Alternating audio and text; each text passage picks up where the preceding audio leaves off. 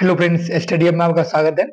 आज हम बायोलॉजी का एक क्विक रिवीजन करने वाले हैं। क्योंकि उस दिन ही समाप्त करने वाले थे, बट कुछ स्लाइड रह गया था, तो उसे आज पूरा कर लेंगे। ठीक, तो आज ये जीविका में क्विक रिवीजन खत्म हो जाएगी। इसके बाद इकोनॉमिक्स का क्विक रिवीजन करेंगे और वो भी 3-4 दिन में समाप्त हो जाएगा। तो बिहार, इसके बाद बिहार स्पेशल का करंट अफेयर्स है, वो उसका भी क्विक रिवीजन कर लेंगे साथ में। तो आप लोग बताइए कमेंट सेक्शन में कुछ कैसा लग रहा है वीडियो। ठीक, तो चलिए। तो डेट तो बढ़ ही गया है, फॉर्म भरने का 4 नवंबर हो गया, तक फॉर्म भर सकते हैं। तो डेट शायद दिसंबर भी ना, दिसंबर में भी एग्जाम ना हो शायद, क्योंकि उस टाइम में भी किसी स्टेट सीटेट का एग्जाम है, तो शायद बिहारी बीपीएससी चेंज करे अपना डेट। ठीक, अगर वो 12-14 नवंबर दिसंबर को होने वाला था तब। ठीक, चलिए अपना का मैं तैयारी करना, रिवीजन करते हैं। ठीक, चलिए चालू करते बिना कुछ देर किए हुए। उस दिन हम लोग ये पीयूष ग्रंथि से स्रावित हार्मोन के बारे में लगभग मतलब सारे के कार्य पढ़ लिए थे। वो आपके कॉपी में लिखा भी होगा डिटेल में। ठीक, और हम बोले थे, तो आपको बस रिकॉल करना हो। जब हम बोलते हैं तो आप रिकॉल करिए, हाँ हम लोग को सर पढ़ाए थे, तो हम रिवीजन के व्यू से आपको रिकॉल करवा रहे हैं। ठीक, तो आप उस पर ज्यादा फोकस करिएगा। अगर साथ में अपने नोट्स लेके बैठेंगे तो और ज्यादा मजा फायदा होगा। ठीक, ये अब टू ग्रंथि, इसे इंग्लिश में थायराइड ग्लैंड कहेंगे। ठीक, तो ये अगर हिंदी में पूछे, मतलब इंग्लिश वाले को हिंदी में डाल दे तो प्रॉब्लम होता है, और हिंदी वाले को इंग्लिश में डाल दे तो प्रॉब्लम। लेकिन साइंस का सब्जेक्ट ना, वो इंग्लिश में ही आसान लगता है, हिंदी में और जटिल हो जाता है। तो ये थायराइड ग्लैंड याद रखेंगे, अवर टू ग्रंथि को। ठीक, और ये थायरोक्सिन, तो ये थायरोक्सिन के ये थायरोक्सिन हार्मोन साबित होता है। तो इससे हमारे शरीर में क्या होता है, मतलब किसे ये नियंत्रित करता है थायरोक्सिन हार्मोन? तो ये देखें, तो मेटाबॉलिज्म को नियंत्रित करता है। ठीक, तापमान नियंत्रण करता है। ठीक, हृदय गति नियंत्रण करता है। ये आपके नोट्स में लिखे होंगे, ना लिखे हो तो हम बोल रहे हैं, तो अगर आप चाहें तो आप नोट डाउन कर सकते हो, वैसे आपके नोट्स में लिखा होगा। ठीक, और थायराइड ग्लैंड से ही कैल्सिटोनिन हार्मोन भी स्रावित होता है। Calcitonin, calcitonin. ठीक, ये हार्मोन भी स्रावित, इसका काम क्या है? तो कैल्शियम, मतलब नाम से ही लग रहा है कि ये कैल्शियम वाला कुछ होगा ऐसे। तो रक्त में कैल्शियम की मात्रा का नियंत्रण कौन करता है? तो कौन सी हार्मोन? तो कैल्सिटोनिन। लेकिन कौन सी ग्लैंड से होता है ये स्रावित? तो थायराइड ग्लैंड, जिसे हिंदी में अपटू ग्रंथि कहेंगे। ठीक, तो ये याद ऐसे करके याद रखेंगे। तो आपको हार्मोन और नियंत्रित करने वाले कार्य दे देंगे, और उसमें इन निम्नलिखित विचार इनमें से कौन से सही नहीं है, मिलित नहीं है, ऐसे करके आपके क्वेश्चन बन सकते हैं। ठीक, तो ये देख लें। अब देखते हैं परावटु ग्रंथि, पाराथायरॉइड ग्लैंड।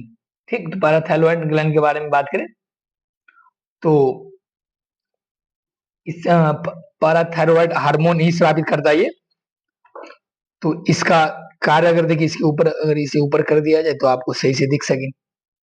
ठीक, अगर इसके कार्य के बारे में बात करें, ये पाराथायरॉइड हार्मोन क्या करता है?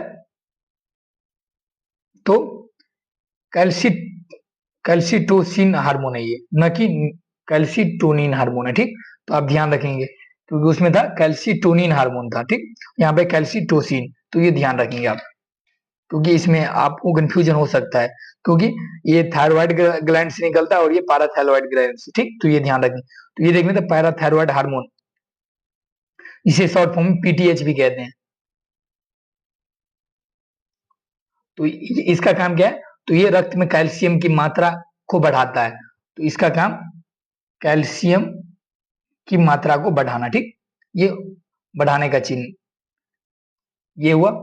और ये देखिए, तो ये अस्थियों में कैल्शियम और पोटेशियम की उचित मात्रा रखता है। तो हमारे हड्डियों में जो कैल्शियम और पोटेशियम की उचित मात्रा रखता है, तो वो विकार पाराथायरॉइड ग्लैंड का ये। ठीक, तो ये ध्यान रखेंगे हड्डी में। ठीक,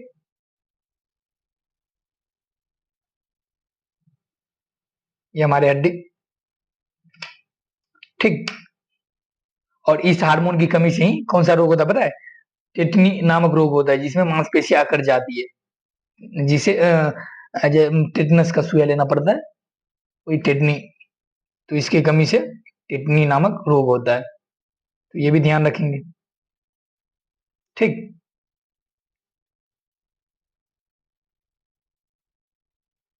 और इसमें आंतों द्वारा इस ग्लैंड से या इस हार्मोन के कारण ही हड्डियों द्वारा कैल्शियम को रक्त प्रवाह में छोड़ा जाता है। ये तो देख ही लिए।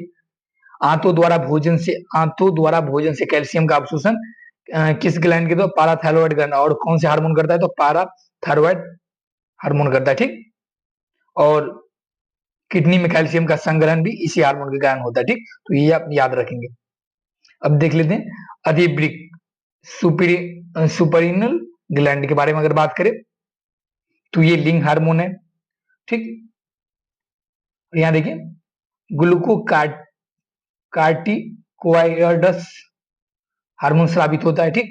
और ये देखिए मिनरलोकार्टिकोइड्स ये भी हार्मोन अधिवृक्क या इसे ही सुपरनिनल ग्लैंड से ये हार्मोन स्रावित होते हैं, ठीक। तो आप ये सारे आपके नोट्स में सर लिखाए होंगे, तो ये आप ध्यान रखेंगे।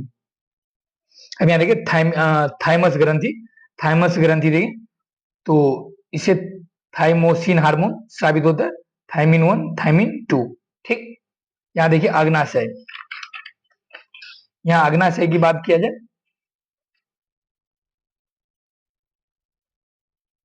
यहाँ अग्नाशय में अल्फा कोशिका, अग्नाशय में अल्फा कोशिका,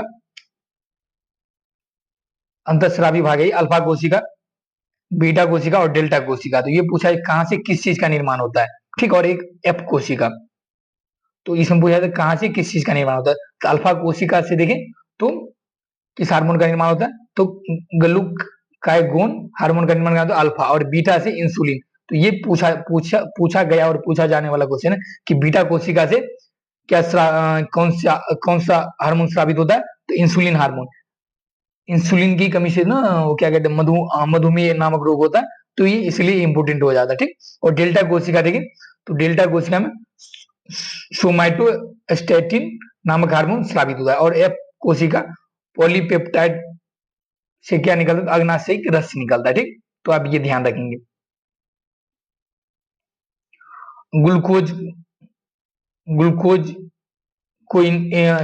को घोल दिया जाए इंसुलिन के साथ, तो ग्लाइकोजेन बनता है, ठीक। और वही जब ग्लाइकोजेन अघुलनशील होता है, ग्लूकोज घुलनशील होता है, ये भी ध्यान रखेंगे। अगर टर्म में अगर पूछ दे तो ये ऐसे करके ध्यान रख लेंगे। अब देख लें अंडाशय के बारे में अगर बात करें तो यहाँ एस्ट्रोजन, यहाँ देखिए एस्ट्रोजन हार्मोन निकलता है महिलाओं में, और प्रोजेस्टेरोन भी महिलाओं में। जो गर्भ निर्धारण में सहायक होता है वो हार्मोन कौन सा है? तो प्रोजेस्टेरोन, ठीक। कौन से हार्मोन सहायक है? तो प्रोजेस्टेरोन हार्मोन, ठीक। तो आप ये ध्यान रखेंगे। और ये एस्ट्रोजन को लव हार्मोन भी कहते हैं, ठीक।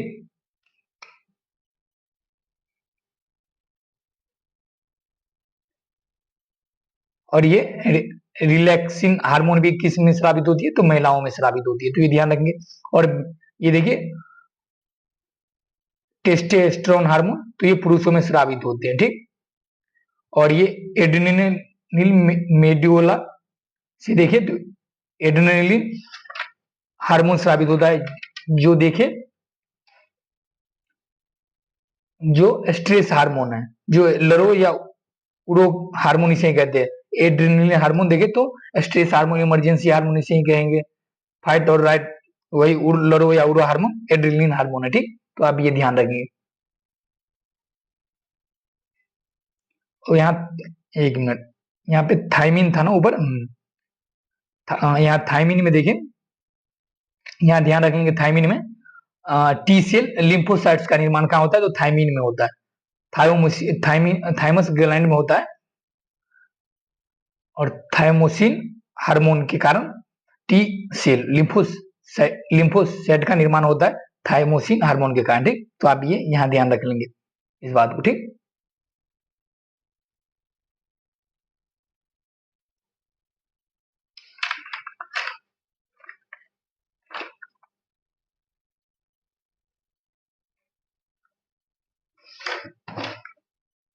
चलिए देख लिया, अब आगे देख बढ़ते हैं। अब देखते हैं चिकित्सा से संबंधित आविष्कार। तो मतलब आविष्कार अगर वो लाइन क्वेश्चन पूछे तो डायरेक्ट क्वेश्चन पूछ दे सकता है कि विटामिन ए और बी की खोजकर्ता कौन है। अगर वैसे वैसे अगर बर्गर क्वेश्चन बनाना चाहे तो ए बी सी डी 1 2 3 करके आविष्कारक और आविष्कारकर्ता का नाम दे देगा और निम्नलिखित का विचार कीजिए, और आप विचार करने लगेंगे और विचार करके अगर गलत आंसर आया तो बहुत तकलीफ होता है।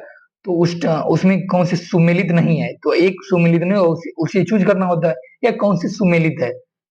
तो ऐसे करके क्वेश्चन पूछेगा, तो इसीलिए ये चार्ट लाए हैं आपके साथ। ठीक, साझा करेंगे ये चार्ट, मिलकर रिवीजन करेंगे। ठीक, तो ये देखिए विटामिन की खोज किसने की थी? फंग ने।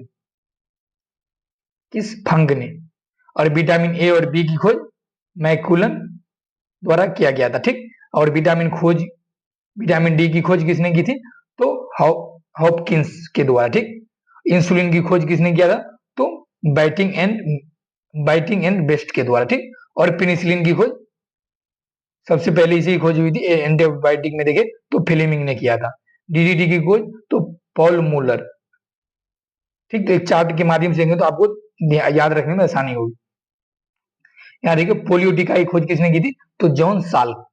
विषाणु की खोज किसने की थी? तो इवानो वस्की ने। ठीक, और यहाँ देखें आर एच कारक के निर्माणकर्ता कौन है? तो लैंड एस्टीनर। ठीक, और यहाँ देखिए बीसीजी टीका की खोज किसने किया था? Urine Calmette. और डीएनए की खोज किसने की थी? तो वाटसन एंड क्रिक। हैजा के रोगाणुओं की खोज किसने की थी? तो रॉबर्ट कोच ने किया था। ठीक, यहाँ देखिए रेबीज टीका की खोज किसने किया था? तो लुई पास्चर ने किया था। वही रेबीज टीका जो कुत्ता के काटने पे मनुष्य को लगाया जाता है। ये जेनेटिक कोड की खोज किसने की थी? तो हरगोविंद खुराना। ठीक, चेचा के टीके की खोज किसने की? तो एडवर्ड जेनर। ध्यान रखेंगे आप ये खोज और खोजकर्ता। अब देखिए मानव शरीर के महत्वपूर्ण तथ्य, तो मस्तिष्क का भार कितना है? अपने मस्तिष्क का भार कितना होता है? तो इसे शब्द अगर जटिल शब्द में इस फैक्ट को लगा दिया जाए तो आपके लिए वो भारी भरकम शब्द हो सकता, भारी भरकम क्वेश्चन हो सकता है। अगर वही वन लाइनर पूछे तो आसान हो सकता है। तो वन लाइनर पूछे या सेंटेंस बना के पूछे, तो अगर वो फैक्चुअल इन्फॉर्मेशन आपको पता रहेगा तो आप क्वेश्चन सही करके ले जाएंगे। ठीक, तो इसीलिए फैक्चुअल इन्फॉर्मेशन एक तरह से। और अपने मूत्र का पीएच मान कितना होता है? तो देखिए तो 6.4। रक्त का पीएच मान देंगे तो 7.4। तो आप ये बताएंगे कि अम्लीय होता है या क्षारीय, मतलब 7.4 हुआ तो ये अम्लीय हुआ या क्षारीय या उदासीन, या 6.0 है तो ये उदासीन, अम्लीय या क्षारीय क्या हुआ, आप ये बताएंगे कमेंट सेक्शन में। ठीक, ये आपके लिए क्वेश्चन। और यहाँ देखिए शरीर में कुल पेशियों की संख्या देखें तो 639। ठीक, और शरीर का सामान्य तापक्रम कितना होता है? फ़ारेनहाइट में देखें तो 98.4 डिग्री सेल्सियस, डिग्री फ़ारेनहाइट। ठीक, और आप बताएंगे कि सेल्सियस में कितना होता है? सेल्सियस में कितना होता है? ठीक, सामान्य तापक्रम। सबसे बड़ी ग्रंथि यकृत। और आप बताएंगे कि दूसरी सबसे बड़ी ग्रंथि कौन सी है? सबसे बड़ी अंतःस्रावी ग्रंथियां देखें तो थायराइड। रक्त कणों की संख्या देखिए पुरुषों में आरबीसी तो 5 से 5.5 लीटर तक। ठीक, सॉरी लीटर, मिलियन पर mm³। ठीक, ऐसे करके। और महिला में देखें तो 4.5 से 5 मिलियन mm³ होता है। ठीक, और यहाँ देखिए लाल रक्त कणों का जीवन काल कितना होता है? तो 120 दिन होता है। तो जीवन काल ये पूछ सकता है श्वेत कणों का। ठीक, लिम्फोस प्लेटलेट्स का जीवन काल, और तीनों में दे दिया, और इनमें से कौन से सही नहीं है? उपयुक्त सभी सही है। तो ऐसे करके क्वेश्चन बनाए जा सकते हैं, तो आप ध्यान रखेंगे इस बात को। ठीक, तो यहाँ देख लेते हैं कि और श्वेत रक्त कणों का जीवन काल 2 से 5 दिन होता है। ठीक, और यहाँ देखिए हीमोग्लोबिन का प्रतिशत पुरुषों में अगर देख ले तो 14 से 16 ग्राम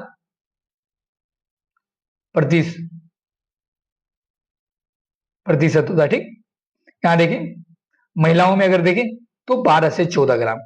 और सबसे बड़ी पेशी देखें तो बड़ा कर देते हैं ताकि आपको दिख सके सही से।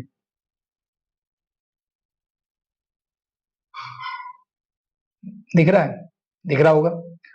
और यहाँ देखिए सबसे बड़ी पेशी तो ग्लूटियस मैक्सिमस, ठीक। और सबसे छोटी पेशी देखिए तो स्टेपेडियस, ठीक। तो आप ये ध्यान रखेंगे, सबसे छोटी सबसे बड़ी। तो इसे ही सेंटेंस में लगा दिया जाए, सेंटेंस में फिट कर दिया जाए फैक्चुअल इन्फॉर्मेशन को, तो ये आपके लिए मतलब जटिल हो सकता है।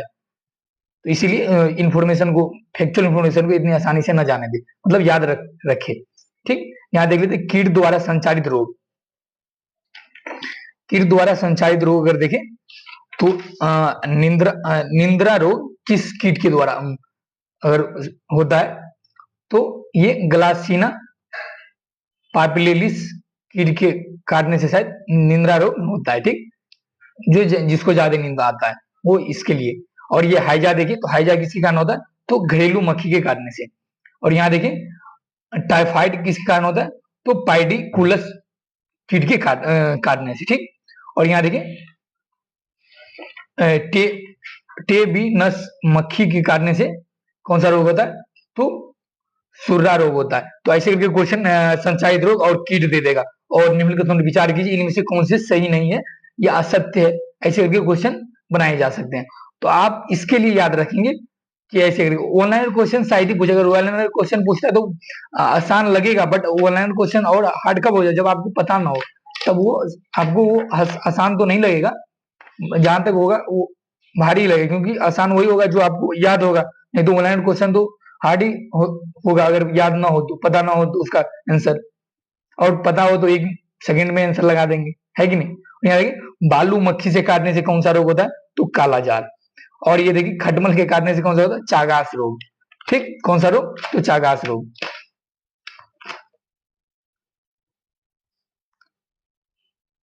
अब यहाँ देखते जंतु विज्ञान के शाखा के जनक के रूप में देखते तो रुधिर वर्ग के जनक के रूप में किसे जाना जाता है तो ये जनक भी पूछे जाते हैं, तो ये भी याद रखना जरूरी है।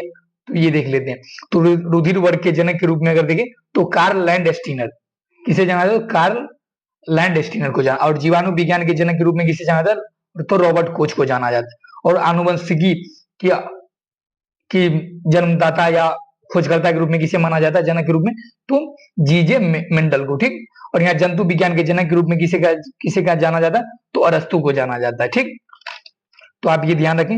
और यहाँ चिकित्सा शास्त्र के जनक के रूप में किसे जाना जाता है तो किसे जाना जाता है बताइए।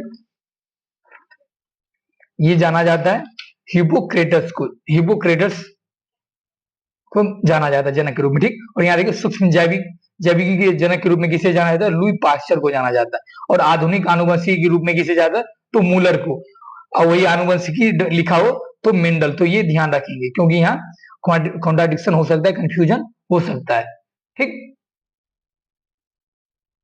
और यहाँ देखिए वर्गीकी की जनक के रूप में किसे जाना जाता है तो कोरोलस लिनियस को जाना जाता है, ठीक। और प्रतिरक्षा विज्ञान के जनक के रूप में एडवर्ड जेनर को जाना जाता है। और उत्परिवर्तनवाद के जनक के रूप में किसे जाना जाता है तो ह्यूगो डी ब्रिज को जाना जाता है, ठीक। आप ये क्वेश्चन सब ये देखे होंगे घटना चक्र के क्वेश्चन, घटना चक्र में आप लोग जरूर बनाए होंगे, तो आप लोग जरूर देखे होंगे। और आप नहीं बनाए तो बनाइए, उससे पता चलता है कि आपकी तैयारी कितनी हुई है, क्या कमी है, उस क्वेश्चन बनाने से ही पता चलता है।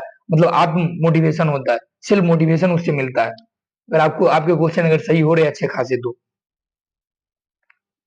संस्थान के रूप में देखेंगे यहाँ लाल रक्त आरबीसी का जीवन काल 120 दिन देख लिए थे। श्वेत रक्त कणिका का जीवन 2 से 5 दिन देख लिए थे, मतलब 2.5 दिन देखे थे, 2.5 दिन लिखा हुआ है। और यहाँ देखिए यहाँ पे प्लेटलेट्स का जीवन काल नहीं लिखा हुआ है, तो प्लेटलेट्स का जीवन काल आप अगर देखें तो प्लेटलेट्स का जीवन काल अगर देख ले तो 1 वीक 10 डेज, ठीक। 1 वीक 10 डेज का होता है, 10 डेज लिखा हो या 1 वीक लिखा हो, ठीक। तो ध्यान रखेंगे आप, ठीक। और पीरियड्स के बारे में तो बताए थे, ये हमारे रक्त को थक्का जमाने में काम करता है, ठीक। तो इसके बारे में तो बताए ही थे। यहाँ देखिए विभिन्न संस्थान कहाँ पे स्थित है, अगर इसके बारे में देखिए ये फैक्चुअल इंफॉर्मेशन अगर देखा जाए तो डीएनए एवं फिंगरप्रिंटिंग तथा नैदानिकी केंद्र कहाँ पे स्थित है? तो हैदराबाद तेलंगाना में स्थित है। ठीक। राष्ट्रीय कोशिका विज्ञान केंद्र कहाँ पे स्थित है? तो पुणे महाराष्ट्र में स्थित है। राष्ट्रीय प्रतिरक्षा विज्ञान केंद्र कहाँ पे स्थित है? तो नई दिल्ली में स्थित है। और राष्ट्रीय मस्तिष्क अनुसंधान केंद्र कहाँ पे स्थित है? तो मानसेर गुरुग्राम हरियाणा में स्थित है। ठीक, ध्यान रखेंगे आप। जैव संस्थान और अस्थायी विकास संस्थान कहाँ पे स्थित है? तो इम्फाल मणिपुर में ये स्थित है। और ये आप जो स्कैनर देख रहे हैं ये टेलीग्राम का स्कैनर है। तो आप लोग ये पीडीएफ या किसी भी कोचिंग का अगर टेस्ट सीरीज देना चाहते हैं फ्री में, पीडीएफ है उसका, तो सारा पीडीएफ अपलोड है ग्रुप में, इस टेलीग्राम ग्रुप से आप जुड़िए। तो भी क्या कहते हैं, दृष्टि, संस्कृति, केजीएस, एडिटोरियल, मतलब जितने भी बीपीएससी का है वो सारे पीडब्ल्यू सारे क्वेश्चन आपको पीडीएफ फॉर्म में आप टेस्ट सीरीज का यहाँ इस टेलीग्राम पे आपको मिल जाएगा। और प्लस में यहाँ का पीडीएफ मिलेगा और अपडेटेड पार्ट होता है, अपडेट जो होता रहता है वो सारा इस ग्रुप में मिल जाएगा। ठीक, तो आप इस ग्रुप से जुड़ सकते हैं। ये फैक्चुअल इन्फॉर्मेशन देखेंगे बाद में। ठीक, आगे पहले देख लेते हैं।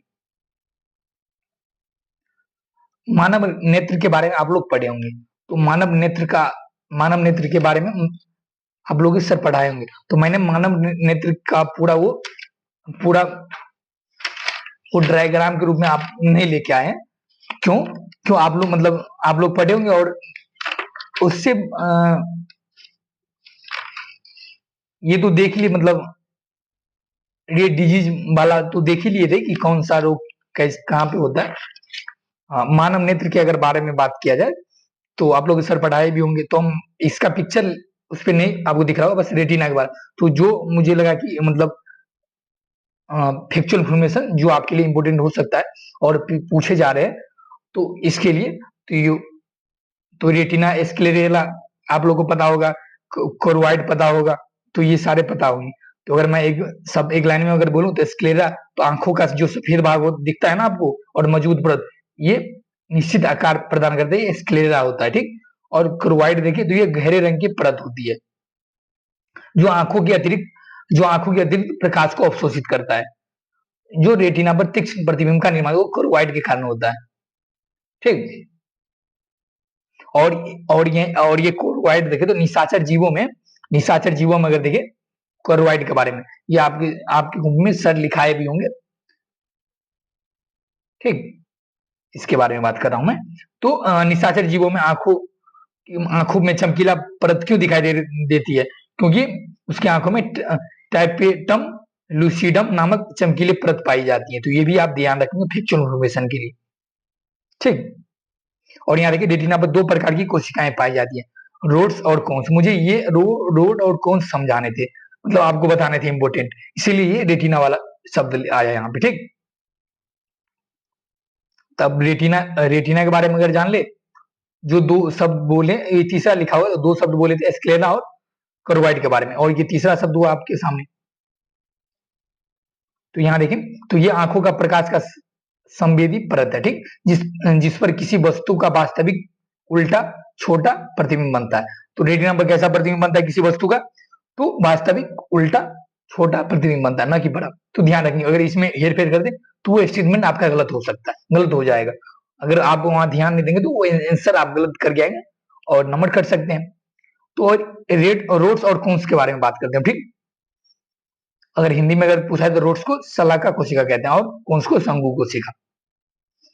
तो ये देखिए रोड्स के बारे में, ये कम प्रकाश में भी काम कर सकता है रोड्स हमारा। ठीक, और रंगों को देखने की क्षमता इसमें नहीं, रोड्स में रंगों की देखने की क्षमता नहीं। यह ब्लैक एंड व्हाइट विजन के लिए उत्तरदायी है। ठीक, और ये रोड्स देख ली, और ये जानवरों में पाए जाते हैं, और ये कौन जानवरों में ये पाए जाते हैं, हम लोगों में पाए जाते हैं, लेकिन कौन नहीं पाए जाते हैं जानवरों में। इसीलिए अगर याद रखें तो वो केवल रोड्स पाए जाते हैं। अगर ऐसे क्वेश्चन में है तो वो सही होगा, वहीं पर कौन सा अगर दिया है तो वो गलत होगा। आपको एग्जाम्पल भी बताएंगे तो एग्जाम्पल से देख लेंगे। और कौन के बारे में अगर जाने तो ये कम प्रकाश में काम नहीं करता है, यह सिर्फ तीव्र प्रकाश में कार्य करता है। ठीक, रंगों को देखने की क्षमता कौन में होती है? और ये क्लोराइड विजन के लिए उत्तरदायी है। ठीक, और यहाँ पे अगर देखें तो विटामिन ए अगर इसकी कमी हुई तो कौन सा रोग हो जाता है? तो रतौंधी। तो ये देखें रेटिनॉल, रोडो रोडो रोडोसिन रंजक पे ये पाया जाता है, और यहाँ यहीं पे रोड सेल पाया जाता है जो, तो विटामिन ए वाला चीज सब खाना चाहिए ताकि हमारा colour colour colour vision down ना हो, है कि नहीं? तो ये देखिए, तो अगर ये देखिए बताए थे चौपाया जानवर मवेशियों में सिर्फ रोड्स पाए जाते हैं, न कि कौन अनुपस्थित होता है, जिसके कारण में रंगों की पहचान करने की क्षमता नहीं होती है। लेकिन भगवान जाने क्योंकि बोलता है कि सांड के सामने अगर लाल कपड़ा दिखाएं तो दौड़ता है, जबकि उससे उसको वो ब्लैक एंड व्हाइट ही दिख रहा होगा, तो पता नहीं ये कैसे होता है। बट उसमें सिर्फ कौन सी पाए जाते हैं, रोड सी पाए, ना कि कौन सी। जो कलर वो देखता नहीं तो कैसे वो तो हर कलर उसे ब्लैक एंड व्हाइट ही दिखाई देगा, तो वो कैसे उससे भड़क जाता है? बताइए आप लोग कमेंट सेक्शन में। बोलते हैं ना कि किसी गाय या भैंस के सामने लाल कपड़ा ऐसे हिलाओ तो भड़क जाता है, तो कैसे जबकि वो रंग देखने की क्षमता उसमें होती नहीं है, तो कैसे भड़क जाता है? बताइए। तो ये ध्यान रखेंगे, क्योंकि आपके माइंड में ये चलता होगा कि आप सुने वही है और वहां पूछते कि केवल रूट्स पाए जाते हैं, तो आपको लगे ये स्टेटमेंट गलत है, लेकिन सही है स्टेटमेंट। ठीक, तो आप ध्यान रखेंगे। यहाँ देख लेंगे कि हाँ, डायबिटीज का वो इंसुलिन की कमी के कारण, तो ये डायबिटीज टाइप 1 और टाइप 2 ऐसे करके अंतर करके इसलिए लाए आपके लिए ताकि क्वेश्चन पूछे जाते हैं। तो यहाँ देखें, तो टाइप 1 में देखें तो इंसुलिन डिपेंडेंट डायबिटीज है ये, तो इसमें ग्रसित व्यक्ति को बाहर से इंसुलिन लेना पड़ता है। ठीक, इसीलिए इसे इंसुलिन डिपेंडेंट डायबिटीज कहते हैं। यह रोग बच्चों में भी हो सकता है। इस रोग में इंसुलिन का स्राव बिल्कुल नहीं होता। ठीक, यह आनुवंशिक भी हो सकता है। देख लीजिए, और टाइप 2 देख ले, तो इसमें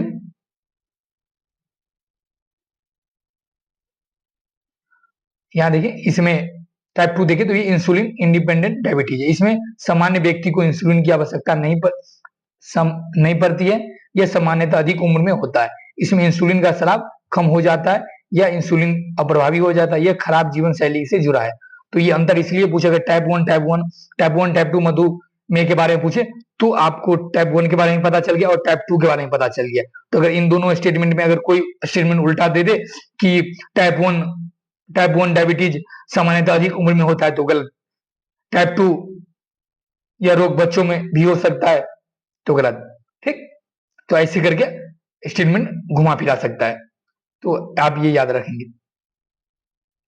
और ये स्कैनर आप स्कैन करके बिहार स्पेशल का भी क्विक रिवीजन आप कर सकते हैं। ठीक, तो बिहार स्पेशल का सारे टॉपिक, जितने भी टॉपिक है सारे हमने कवर करे हैं उसमें, तो आप इस स्कैनर को स्कैन करिए और बिहार स्पेशल का क्विक रिवीजन करिए और अपनी तैयारी को मजबूत करिए। ठीक, और बताइए कि कैसा लगा कमेंट सेक्शन में। ठीक,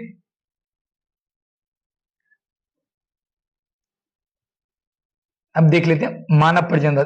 इससे क्वेश्चन अब नहीं पूछे जाते, बहुत पहले पूछा गया लेकिन अब नहीं पूछे जा रहे, तो फिर भी हमारा काम था रिवीजन करना, तो इसे छोड़ नहीं सकते थे, तो एक ही चैप्टर को क्यों छोड़ना, तो ये छोड़ नहीं सकते, तो इसीलिए सोचे ये भी रिवीजन करवा ही दिया जाए, क्योंकि इसे 43 में बीपीएससी या 45 में बीपीएससी में पूछा गया है, तो बहुत दिन हो गया पूछा हुआ, तो शायद पूछ दे इस बार।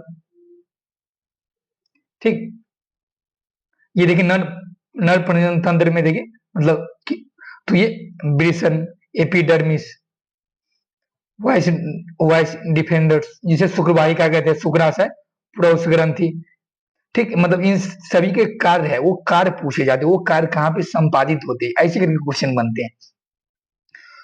तो पहले कार्य देख लेते हैं।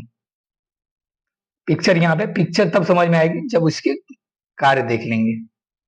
ठीक, पिक्चर बाद में हम देखेंगे, पहले इसके कार्य पे फोकस करते हैं, है कि नहीं? ठीक,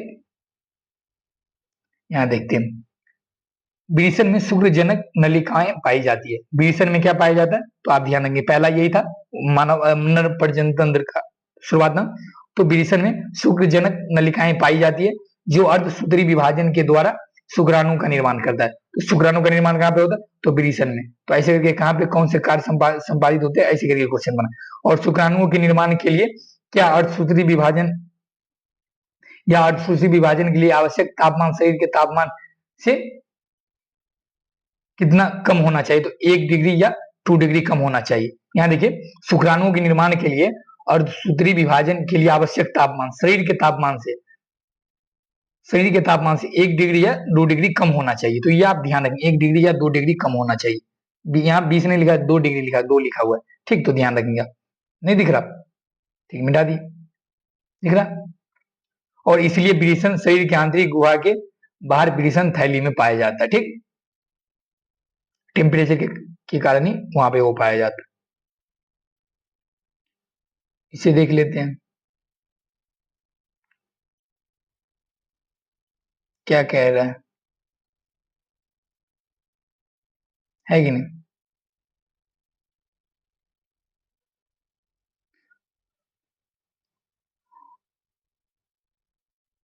यहाँ देखिए, एपिडर्मिस, एपिडर्मिस, इसके बाद एपिडर्मिस था। एपिडर्मिस में क्या होता है? तो शुक्राणुओं का संग्रहण होता है। एपिडर्मिस में क्या होता है? शुक्राणुओं का संग्रहण। और यहाँ पे शुक्राणु परिपक्व अवस्था में आ जाता है, तो एपिडर्मिस में ये होता है। तो आप ध्यान रखें कहाँ पे क्या होता है। शुक्राणु का निर्माण विरेचन, एपिडर्मिस में देखिए तो शुक्राणुओं का संग्रहण होता है, और यहाँ पे शुक्राणु परिपक्व अवस्था में आ जाता है, ठीक। और यहाँ देखिए व्हाइट डिफेंजर या शुक्राशय, ठीक। और शुक्रवाहिका, सॉरी शुक्रवाहिका, यहाँ पे शुक्रवाहिका देखिए, तो शुक्रवाहिका में शुक्राणु को विरेचन थैली से उधर गुहा में ले जाता है, यही शुक्रवाहिका। शुक्राशय में देखिए तो शुक्राशय में देखिए तो शुक्रवाहिका में एक तरल पदार्थ स्रावित करता है, ठीक, जिसमें फ्रुक्टोज की मात्रा पाई जाती है। किसकी मात्रा? फ्रुक्टोज की। शुक्राशय से शुक्रवाहिका में एक तरल पदार्थ निकलता है जो फ्रुक्टोज की होती है, ठीक। फ्रुक्टोज, जिसमें फ्रुक्टोज की मात्रा होती है, और वो यहाँ पे इसे शुक्राणु को पोषण प्रदान करता है। पोषण प्रदान कहाँ होता है? तो शुक्राशय में। फ्रुक्टोज मिठास होता है, इसीलिए वो यहाँ देखिए पड़ोस ग्रंथि एक दूसरा तरल पदार्थ स्रावित करता है, जिसमें सिट्रिक एसिड होता है, जो गतिशील बनाता है शुक्राणु को। तो कौन बनाता है गतिशील? तो सिट्रिक एसिड, ठीक। तो आप ये ध्यान रखेंगे।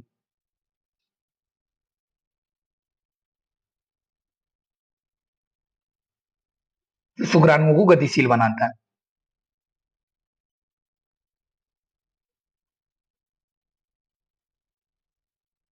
देखिए, अब इन दोनों ग्रंथियों से स्रावित तरल पदार्थ शुक्राणुओं को माध्यम प्रदान करता है, और वो अब सीमेन कहलाता है। ये सब होने के बाद जिसे यूरेथ्रा के द्वारा बाहर निकाल दिया जाता है। ये इसकी नर प्रजनन तंत्र का ये कार्यक्रम है, क्रियाक्रम है, ठीक। तो आप ये देख लें कहाँ पे क्या होता है, इसको अच्छे से ध्यान रखेंगे। अगर वो स्टेटमेंट उल्टा पुल्टा कर दे तो आपका क्वेश्चन का आंसर वहां गलत हो सकता है। यहाँ देखिए वैसेक्टोमी, देखिए तो इसमें यह पुरुषों में परिवार नियोजन की शल्य क्रिया है, जिसमें विरेचन थैली को काटकर हटाते हैं। विरेचन थैली के वैसे शुक्रवाहिका वैस डिफेंडर को काटकर बांध दिया जाता है, ठीक। तो आप ये ध्यान रखें शुक्रवाहिका को। लेकिन हमारे समाज में पुरुषों के द्वारा परिवार नियोजन की शल्य क्रिया तो नहीं प्रचलित है। महिलाओं में ये प्रचलित है कि महिलाओं को करवाना पड़ता है ये है। अब यहाँ देखिए, मादा प्रजनन तंत्र की बात करें, अब पिक्चर देख लेते हैं, तब पिक्चर सारा समझ में आ जाएगा। ये विरेचन थैली, यहाँ ये विरेचन हुआ, यहाँ से ऐसे करेंगे एपिडर्मिस से निकला, ठीक। यहाँ से विरेचन थैली, उधर थैली, ठीक। ये शुक्रवाहिका है, और ये शुक्रजनक नलिकाएं हैं, ठीक। यूरेथ्रा मूत्र से निकल गया ये। तो ऐसे करके आप ये पिक्चर में आप देख रहे होंगे। अब यहाँ देखते हैं मादा प्रजनन। तो यहाँ देखिए अंडा, इसके अगर अंग मतलब अंग के बारे में बात करें कि कहाँ, तो अंडाशय हुआ, अंडवाहिनी हुआ, गर्भाशय, इसका सर्विक्स हुआ, और ये बर्थ कैनल हुआ। ठीक, पिक्चर तो देखेंगे ही, पहले देख लेते हैं इसके, ये देखते हैं। ठीक,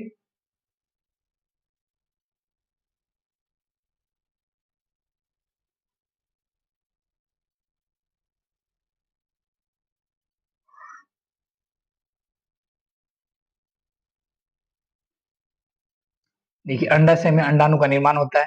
ठीक, कहाँ पे क्या होता है आप ये बस ये ध्यान रखेंगे।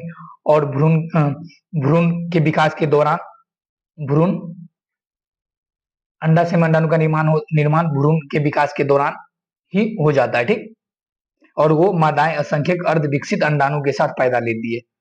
तो आप ये अगर बाद में बोले तो जो अंडाणु का निर्माण होता नहीं, वो मादाएं पैदा ही लेती है असंख्य अंडाणु, अर्धविकसित अंडाणु, अर्धविकसित अंडाणुओं के साथ। ठीक, और ये जिसे फैलोपियन ग्राफियन फोलिसेल कहा गया है। ठीक, जो अंडाशय में पाया जाता है। और यहाँ देखिए प्यूबर्टी अथवा लैंगिक परिपक्वता के बाद प्रत्येक महीने 28 दिन में, जिसे पीरियड के रूप में कहते हैं, 28 दिन में अंडाशय से एक अंडाणु मुक्त होता है, जिसे अंडोत्सर्जन कहते हैं।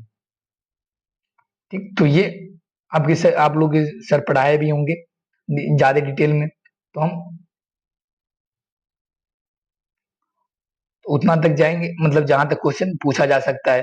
ठीक, तो ये कहाँ पे क्या होता है, बस ये जानना इंपॉर्टेंट रहता है। तो ये जान लेते कहाँ पे क्या होता है कि नहीं।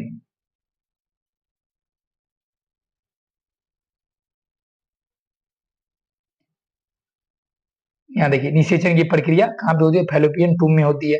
निषेचन के बाद भ्रूण विकास की क्रिया शुरू होती है। ठीक, और भ्रूण भ्रूण गर्भाशय की दीवार से जुड़कर प्लेसेंटा का निर्माण करती है। तो प्लेसेंटा का निर्माण कहाँ पे होता है, तो कहाँ पे, फैलोपियन ट्यूब में होता है। और इस क्रिया को क्या कहते हैं, तो इनप्लांटेशन कहते हैं। ठीक, तो ये जो गर्भ स्थापना का सूचक है। और यहाँ देखिए मानव में 40 हफ्ते के बाद गर्भाधान एवं भ्रूण विकास के बाद बच्चे का जन्म होता है, जिसे 9 महीने कहते हैं, 9 महीने बाद। ठीक, अब यहाँ देखते हैं,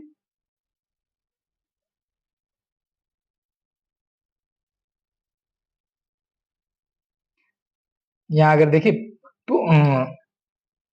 तो फिलिपियन ट्यूब को काटकर, जिसे टोबेक्टोमी कहते हैं, ये क्रिया शल्य क्रिया महिलाओं में परिवार नियोजन शल्य क्रिया है, जिसमें फिलिपियन ट्यूब को काटकर बांध दिया जाता है। ठीक, और पुरुषों में क्या काटकर बांध दिया जाता है, शुक्रवाहिका को। ठीक, जिसमें स्पर्म ओवम मिल नहीं पाते और निषेचन की प्रक्रिया नहीं होती।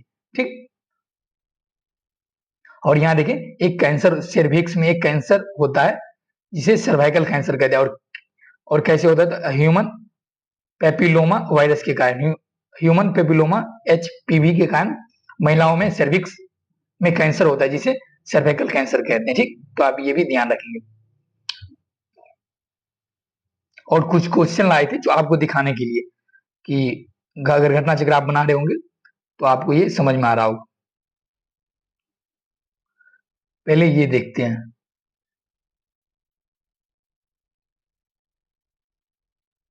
सर लेके आएंगे, रुक जाइए, ये देखते हैं पहले। हम बताइए प्रोटीन संश्लेषण में निम्नलिखित में से कौन सी निम्नलिखित कोशिकांगों में से किन की भूमिका सबसे महत्वपूर्ण है। तो हम पढ़े थे लाइसोसोम सेंट्रोसोम में क्या होता है, अंतःपरिवर्तक जालिका का क्या कार्य है, राइबोसोम का क्या कार्य है, गोल्जी उपकरण का क्या है, माइटोकॉन्ड्रिया का क्या कार्य है, और लाइसोसोम और माइटोकॉन्ड्रिया का। तो माइटोकॉन्ड्रिया जिसमें होगा पहले, तो वो नहीं होगा। क्वेश्चन ऐसे ही पहले बनाइए, क्वेश्चन ऐसे ही सोल्व कीजिए कि पहले आंसर कौन सा नहीं होगा। पता है तो सही है, अगर नहीं पता है तो पहले ये अधिक करिए कि पहले कौन सा नहीं होगा। तो माइटोकॉन्ड्रिया, क्योंकि यहाँ पे ऊर्जा का निर्माण होता है, एटीपी का निर्माण। तो ये बोल रहा है कि प्रोटीन संश्लेषण की बात किया जा रहा है, तो माइटोकॉन्ड्रिया जिसमें वो तो पहले नहीं होगा। ठीक। और लाइसोसोम और सेंट्रोसोम में से कौन से केवल पादप केवल जंतु कोशिका में ही पाया जाता है, आप ये बताएंगे। ठीक।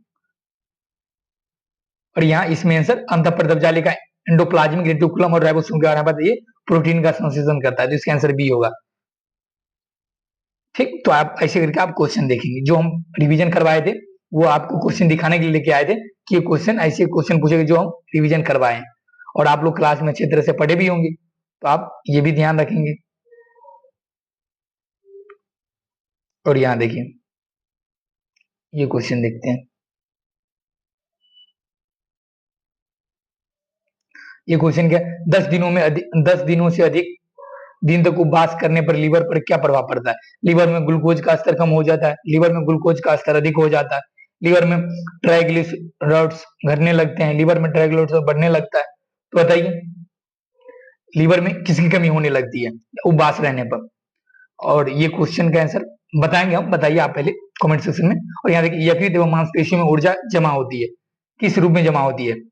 यकृत और मांसपेशियों में वसा के रूप में, कार्बोहाइड्रेट के रूप में, प्रोटीन के रूप में, और ग्लाइकोजन के रूप में। तो यकृत और मांसपेशियों में किस रूप में वसा जमा होती है? ये देखिए, तो ग्लूकोज का स्तर उपवास, जब उपवास करते हैं तो ग्लूकोज का स्तर कम होता है, तो इसका आंसर होगा आपका लीवर में ग्लूकोज का स्तर कम होता है। ठीक। और यहाँ मांसपेशियों, यहाँ एक तरह से देखें तो हमारे शरीर में जो भोजन ग्रहण करते हैं वो किस किस रूप में संग्रहित होता है? तो पहला वसा के रूप में, इसके बाद ग्लूकोज के रूप में, इसके बाद ग्लाइकोजन के रूप में। तो जब उपवास करते हैं तो पहले कौन सा घटना चालू होता है? पहले वसा घटना चालू होता है, इसके बाद ग्लूकोज होता है, ग्लूकोज घटना चाहिए इसका, और अंत में ग्लाइकोजन घटना चालू होता है। ठीक। तो आप ये बताइए कि मांसपेशियों में ऊर्जा जमा होती है, वो आप ये आंसर देंगे। ठीक। बताइए कमेंट सेक्शन में इसका आंसर। यहाँ देखिए ये इसलिए लेके आए ये वाला, दिखाते हैं आपको।